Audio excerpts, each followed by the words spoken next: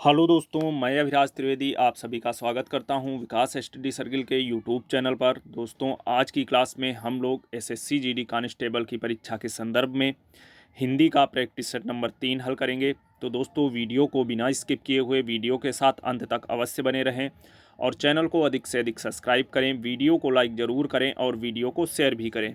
चलिए दोस्तों, शुरू करते हैं अपनी आज की क्लास को। आज का पहला क्वेश्चन है हमारा हिंदी में, उपत्यका का विलोम है। उपत्यका का विलोम है, देखेंगे। पहला ऑप्शन दिया है पर्वत, दूसरा दिया है घाटी, तीसरा है अधिक्यता और तीसरा दिया है, चौथा दिया है विसर्जन। तो दोस्तों, जो उपत्यका का विलोम होता है वो क्या होता है? अधित्यका। ऑप्शन नंबर सी ये आपका बिल्कुल इसमें राइट आंसर हो जाएगा। और एक चीज़ दोस्तों देखिए आप लोग, जो ये विसर्जन दिया है, विसर्जन, विसर्जन का विलोम क्या होता है? आवाहन। आवाहन, आवाहन होता है विसर्जन का विलोम। और दोस्तों, जो ये घाटी दी है, घाटी का विलोम क्या होता है? घाटी का विलोम होता है समतल। घाटी का विलोम होता है समतल। आप लोग ये भी ध्यान रखिए, समतल। तो आशा करता हूं दोस्तों आप लोगों को ये प्रश्न बिल्कुल अच्छे से क्लियर हुआ होगा। आगे बढ़ते हैं। अगला क्वेश्चन है, अगला क्वेश्चन है, जिसका जन्म पहले हुआ हो, वाक्य के लिए एक उपयुक्त शब्द का विकल्प चुनिए। जिसका जन्म पहले हुआ हो, इस वाक्य के लिए, वाक्यांश के लिए एक शब्द पूछ रहा है। देखेंगे। ऑप्शन पहला दिया है अग्रज, दूसरा दिया है ज्येष्ठ, तीसरा है वरिष्ठ, चौथा है श्रेष्ठ। जिसका जन्म पहले हुआ हो उसके वाक्यांश के लिए एक शब्द क्या होगा दोस्तों? उसके वाक्यांश के लिए एक शब्द होगा ऑप्शन नंबर ए, अग्रज। अग्रज, ऑप्शन नंबर ए इसमें बिल्कुल आपका सही आंसर हो जाएगा। आगे बढ़ते हैं। अगला क्वेश्चन है, जिसका निवारण न हो सके। जिसका निवारण न हो सके के लिए एक शब्द, ये भी एक आपका वाक्यांश दिया है, इसके लिए एक शब्द पूछ रहे हैं। जिसका निवारण न हो सके, ऑप्शन देखेंगे।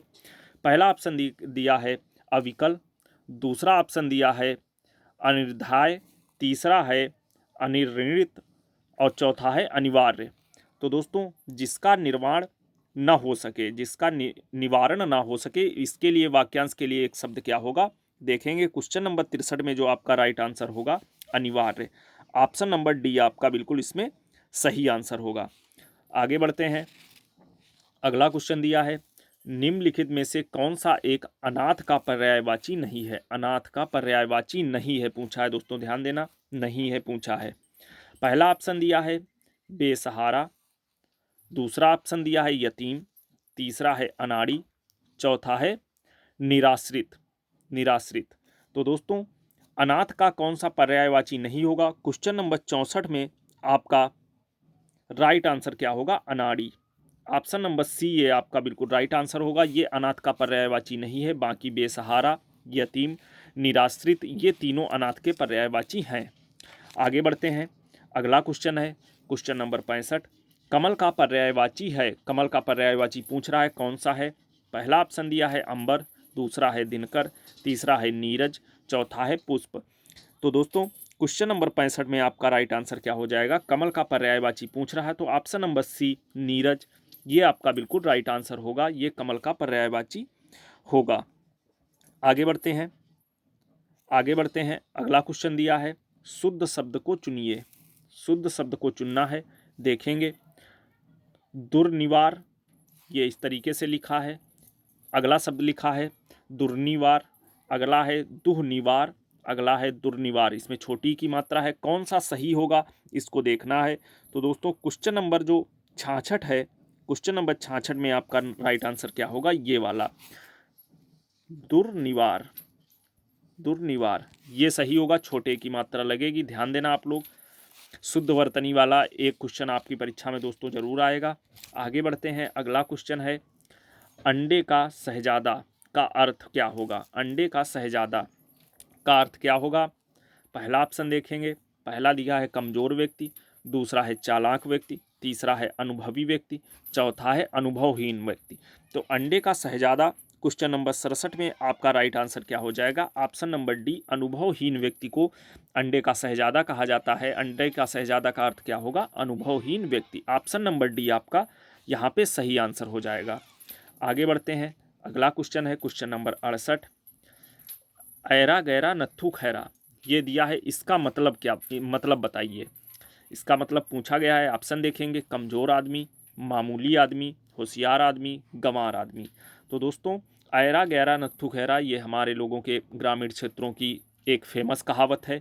ये किसको बोलते हैं? तो क्वेश्चन नंबर 68 आप सभी जानते होंगे, मामूली आदमी। ऑप्शन नंबर 20 में आपका बिल्कुल राइट आंसर होगा। ऐरा गैरा नत्थु खैरा ये किसका मतलब होता है? ये मामूली आदमी होता है। ऑप्शन नंबर बी आपका इसमें बिल्कुल सही आंसर हो जाएगा। आगे बढ़ते हैं, अगला क्वेश्चन है, वह जल्दी चला गया खाली स्थान ट्रेन पकड़ सके। वह जल्दी चला गया खाली स्थान ट्रेन पकड़ सके, रिक्त स्थान में उचित विकल्प चुनिए। क्वेश्चन नंबर 69 है। देखेंगे, पहला ऑप्शन दिया इसमें ताकि, अगला ऑप्शन दिया है इसमें आपका और, तीसरा ऑप्शन है कि, और चौथा ऑप्शन दिया है इसलिए। तो दोस्तों आप सभी जानते होंगे इसमें क्या भरा जाएगा। पहला ऑप्शन, ऑप्शन नंबर ए ताकि, वह जल्दी चला गया ताकि ट्रेन पकड़ सके, ये होगा। वह जल्दी चला गया ताकि ट्रेन पकड़ सके, ऑप्शन नंबर ए इसमें आपका बिल्कुल सही आंसर हो जाएगा। आगे बढ़ते हैं, अगला क्वेश्चन है क्वेश्चन नंबर 70। क्वेश्चन नंबर 70 एक लाइन दी है, रिक्त स्थान भरना है। यहाँ भी, विश्व में खाली स्थान 5 व्यक्तियों में से 4 व्यक्ति विकास फिर खाली स्थान देश में रहते हैं। तो दोस्तों इसमें कौन सा उचित विकल्प भरा जाएगा? देखेंगे, पहला लिया है पैदा और मुक्त, दूसरा है प्रत्येक और शील, तीसरा है ऑप्शन आज और केंद्रित, और चौथा ऑप्शन है हर और पूर्वक। तो दोस्तों क्वेश्चन नंबर 70 में आपका राइट आंसर क्या हो जाएगा? ऑप्शन नंबर बी प्रत्येक और शील। यानी कि देखेंगे वाक्य क्या बनेगा, विश्व में प्रत्येक, यहाँ पे प्रत्येक हो जाएगा, यहाँ प्रत्येक हो जाएगा। विश्व में प्रत्येक 5 व्यक्तियों में से 4 व्यक्ति विकासशील, यहाँ पे शील हो जाएगा, विकासशील देश में रहते हैं, ये हो जाएगा आपका पूरा लाइन हो जाएगी इसकी। आगे बढ़ते हैं, अगला क्वेश्चन है क्वेश्चन नंबर 71। एक ही विधेय हो जिसमें एक ही विधेय हो जिसमें उसको क्या बोलते हैं? पहला है मिश्र वाक्य, दूसरा है कर्मपूरक वाक्य, तीसरा है सरल वाक्य, चौथा है संयुक्त वाक्य। क्वेश्चन नंबर 71 जो है दोस्तों, क्वेश्चन नंबर 71 में आपका आंसर क्या होगा? ऑप्शन नंबर सी सरल वाक्य। एक जिसमें एक विधेय का प्रयोग किया जाता है वो क्या होता है? वो सरल वाक्य होता है। नॉर्मल वाक्य कहा जाता है, उसको सरल वाक्य बोलते हैं। एक ही विधेय को होता है जिसमें, तो ऑप्शन नंबर सी इसमें आपका बिल्कुल सही आंसर हो जाएगा। आगे बढ़ते हैं, अगला क्वेश्चन है क्वेश्चन नंबर 72। 2 वर्णों के मेल से होने वाले विकार या परिवर्तन को कहते हैं। 2 वर्णों के मेल से होने वाले विकार या परिवर्तन को क्या कहा जाता है? देखेंगे, क्वेश्चन नंबर 72, क्वेश्चन नंबर 72 में आपका क्या हो जाएगा? ऑप्शन नंबर ए संधि। जो 2 वर्णों के मेल से होने वाले परिवर्तन को क्या कहा जाता है? संधि कहा जाता है दोस्तों। तो ऑप्शन नंबर ए आपका इसमें बिल्कुल राइट आंसर हो जाएगा। और एक चीज, 2 शब्दों में के मेल से होने वाले परिवर्तन को क्या बोला जाता है? ये समास बोला जाता है, समास। तो वर्णों के मेल वाला ये हो जाएगा संधि। ऑप्शन नंबर ए इसमें आपका बिल्कुल सही आंसर हो जाएगा। आगे बढ़ते हैं, अगला क्वेश्चन है, निम्नलिखित संधि विच्छेद में संधि क्या है? देखेंगे, वाक्य दिया है जल धन औध, जल धन औध, तो इसको क्या बोलते हैं? पहला ऑप्शन दिया है जलोध, तीसरा है जलोद, चौथा है जलोड़, और तीसरा चौथा ऑप्शन है जलौध। तो दोस्तों क्वेश्चन नंबर 73 में संधि विच्छेद पूछा है, इसका विग्रह क्या होगा? जलधन ओध का। तो क्वेश्चन नंबर 73 में आपका राइट आंसर क्या हो जाएगा? जलधन ओध होता है जलौध, 2 मात्राएं लगेंगी, जलौध हो जाएगा।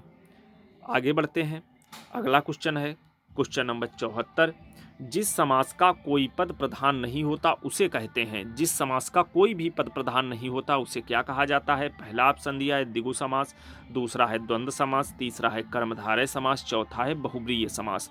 दोस्तों जिसका कोई भी पद प्रधान नहीं होता है उसको क्या कहा जाता है? क्वेश्चन नंबर 74, क्वेश्चन नंबर 74 में आपका राइट आंसर क्या हो जाएगा? बहुब्रीहि समास। दोस्तों बहुब्रीहि समास की डिफिनीशन क्या है? इसमें ना तो प्रथम पद और ना ही उत्तर पद, कोई भी पद प्रधान नहीं होता, इसमें अन्य पद की प्रधानता रहती है। वो होते हैं बहुब्रीहि समास के उदाहरण। जैसे एग्जाम्पल के तौर पे समझेंगे, लंबोदर, लंबा है उदर जिनका अर्थात गणेश जी, तो इसमें लंबोदर में न प्रथम पद प्रधान है न द्वितीय पद प्रधान है या उत्तम पद प्रधान है, इसमें अन्य पद यानी कि गणेश जी इसकी प्रधानता होती है। तो ऐसे उदाहरण जो होते हैं ये हमारे बहुब्रीहि समास के उदाहरण होते हैं। इसमें अन्य पद की प्रधानता रहती है, न कि प्रथम पद की और ना ही उत्तम पद की। तो ध्यान रखना दोस्तों, इसमें ऑप्शन नंबर डी आपका बहुब्रीहि समास राइट आंसर होगा। आगे बढ़ते हैं, अगला क्वेश्चन है, निम्न में से कौन सा चक्रपाणी में प्रयुक्त समास है? चक्रपाणी में कौन सा समास होगा ये पूछा गया है। पहला ऑप्शन दिया है अव्ययीभाव, दूसरा है तत्पुरुष, तीसरा है बहुब्रीहि, चौथा है कर्मधारय। तो दोस्तों क्वेश्चन नंबर 75 में चक्रपाणी में कौन सा समास होगा? चक्रपाणी में ऑप्शन नंबर सी बहुब्रीहि समास होगा। चक्रपाणी में कौन सा समास होगा दोस्तों? बहुब्रीहि समास होगा। इसमें ऑप्शन नंबर सी आपका इसमें राइट आंसर हो जाएगा। आगे बढ़ते हैं, अगला क्वेश्चन है क्वेश्चन नंबर 76, जहां वर्णों की आवृत्ति बार बार होती है उसमें कौन सा अलंकार होता है? ध्यान देना दोस्तों, क्वेश्चन को ध्यान से पढ़ना। जहां पर वर्णों की आवृत्ति बार बार होती है वहां पे कौन सा अलंकार होता है? पहला ऑप्शन दिया है यमक अलंकार, दूसरा है श्लेष अलंकार, तीसरा है अनुप्रास अलंकार, चौथा है उत्प्रेक्षा अलंकार। आप सभी इसका आंसर जानते होंगे। जहां पर वर्णों की आवृत्ति बार बार होती है उसमें कौन सा अलंकार होता है? उसमें होता है अनुप्रास अलंकार, उसमें होता है अनुप्रास अलंकार। अनुप्रास अलंकार की डिफिनीशन क्या होती है दोस्तों? जहां वर्णों की आवृत्ति बार बार होती है वहां पर अनुप्रास अलंकार होता है। और यमक अलंकार क्या होता है? जहां एक या एक से अधिक शब्द एक से अधिक बार प्रयुक्त होता है। जहां पे एक तरीके से ये कह लें कि एक शब्द एक से अधिक बार प्रयुक्त हुआ हो वहां पे यमक अलंकार होता है। और श्लेष अलंकार क्या क्या होता है? श्लेष अलंकार का अर्थ होता है दोस्तों मिलना अथवा संयोग, यानी कि डिफिनेशन क्या होती है? जहां एक शब्द के साथ अनेक अर्थ मिले होते हैं वहीं पर श्लेष अलंकार होता है। ये होता है हमारा श्लेष अलंकार। तो दोस्तों क्वेश्चन क्या था? जहां पर वर्णों की आवृत्ति बार बार होती है उसमें कौन सा अलंकार होता है? ऑप्शन नंबर ए बहुत आसान क्वेश्चन है, वहां पे अनुप्रास अलंकार होता है। आगे बढ़ते हैं, अगला क्वेश्चन है क्वेश्चन नंबर 77, क्रिया के मूल रूप को क्या कहते हैं? क्रिया के मूल रूप को क्या कहते हैं? पहला ऑप्शन दिया है धातु, दूसरा है काम, तीसरा है पुरुष, चौथा है काल। तो दोस्तों क्वेश्चन नंबर 77 में आपका हो जाएगा ऑप्शन नंबर ए, क्रिया के मूल रूप को क्या कहा जाता है? धातु, ये चीज़ मैंने आप लोगों को हिंदी पढ़ाते टाइम बताई भी है। क्रिया के मूल रूप को क्या कहा जाता है? क्रिया के मूल रूप को धातु कहा जाता है। ऑप्शन नंबर ए आपका यहाँ पे राइट आंसर होगा। आगे बढ़ते हैं, क्वेश्चन नंबर 78 से 80 तक पैराग्राफ है। यहाँ पे आपको ये पैराग्राफ पढ़ के आंसर देना है। तो दोस्तों आप पैराग्राफ पढ़ लीजिएगा, इसके हम आपको आंसर बताए दे रहे हैं। क्वेश्चन नंबर 78 में क्या होगा? उपयुक्त गद्यांश का सही शीर्षक क्या होगा? शीर्षक पूछ रहा है क्या होगा? पहला ऑप्शन दिया है एकाग्रचित बनो, दूसरा है क्रोध में अमंगल, तीसरा है शांत रहो सुखी रहो, चौथा है सफलता का उपाय। तो दोस्तों ये जो गद्यांश दिया है आप लोग इसको पढ़ना, आप लोग इसको देखना। तो इसका उपयुक्त शीर्षक पूछ रहा है, उपयुक्त शीर्षक क्या होगा? तो क्वेश्चन नंबर 78 में आपका राइट आंसर क्या हो जाएगा? ऑप्शन नंबर सी शांत रहो सुखी रहो, ये इसका शीर्षक होगा। अब पैराग्राफ पढ़ा जाएगा तो वहाँ पे चीज़ें क्लियर होंगी। क्रोध आने की स्थिति में शांत रहने की प्रवृत्ति को क्या नाम दिया गया है? क्रोध आने की स्थिति में शांत रहने की प्रवृत्ति को क्या नाम दिया गया है? पहला ऑप्शन दिया है महायोग, दूसरा है शांति, तीसरा है सुख का मार्ग, चौथा है क्रोध पर विजय। तो दोस्तों क्रोध आने की स्थिति में शांत रहने की प्रवृत्ति को क्या कहा जाता है? क्वेश्चन नंबर 79 का राइट आंसर क्या होगा? महायोग। ऑप्शन नंबर ए यहाँ पे बिल्कुल राइट आंसर हो जाएगा। आगे बढ़ते हैं, अगला क्वेश्चन है और आज का अंतिम क्वेश्चन है, क्रोध को काबू में रखने से मुख्यतः कौन से रोग दूर होते हैं? क्रोध को काबू में रखने से मुख्यतः कौन से रोग दूर होते हैं? ऑप्शन देखेंगे। पहला ऑप्शन दिया है अशांत रहना, दूसरा है चीखना चिल्लाना, तीसरा है मन के गुब्बार, चौथा है पाचन क्रिया से जुड़े। तो दोस्तों क्रोध को काबू में रखने से मुख्यतः कौन से रोग दूर होते हैं? क्वेश्चन नंबर 80 का आपका राइट आंसर क्या हो जाएगा? ऑप्शन नंबर डी पाचन क्रिया से जुड़े रोग मुख्यतः इससे दूर रहते हैं। ये चीज़ ऑप्शन में यहाँ पे पैराग्राफ में मेंशन होगी। यहाँ पे पैराग्राफ जब पढ़ा जाएगा तो यहाँ पे सारे आंसर आप लोग बहुत इजीली तरीके से कर पाएंगे। तो दोस्तों ये थे हिंदी के 20 प्रश्न। आशा करता हूँ ईजी था, ईजी हिंदी पूछी जाती है आपके SSC GD कांस्टेबल में। आप लोग नॉर्मल ग्रामर पढ़ के जाइए जो आपने कक्षा 6, 7, 8, 10 तक में पढ़ रखी है, तो वहीं से आपका काम हो जाएगा। लेकिन आप लोगों को जैसा कि मैंने बताया, आप लोग पैराग्राफ की प्रैक्टिस करके जाइए, वहाँ से 1-2 क्वेश्चन, 2 से 3 नंबर के क्वेश्चन ज़रूर आएंगे और बाकी ग्रामर पोर्शन आएगा। पेपर जो मैं यहाँ पे करा रहा हूँ दोस्तों, इसी पैटर्न पे आपका आएगा, 20 प्रश्न आपसे पूछे जाएंगे और यही एक ऐसा सब्जेक्ट होता है जहाँ से आप बढ़िया स्कोर गेन कर सकते हैं। तो दोस्तों उम्मीद करता हूँ आप लोगों को वीडियो पसंद आया होगा।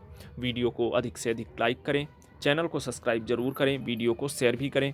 दोस्तों मिलते हैं अपनी अगली क्लास में, तब तक के लिए जय हिंद।